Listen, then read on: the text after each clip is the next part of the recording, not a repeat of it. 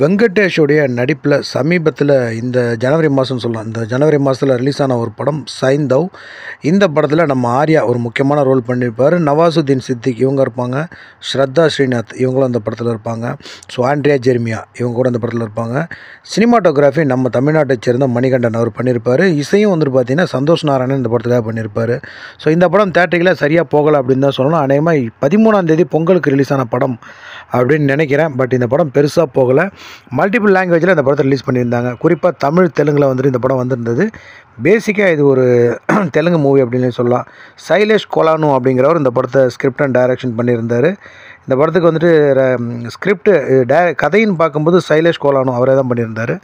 So இந்த படத்தோடைய digital rights வந்து பார்த்திங்கன்னா அமேசான் ப்ரைமில் வாங்கியிருக்கிறாங்க.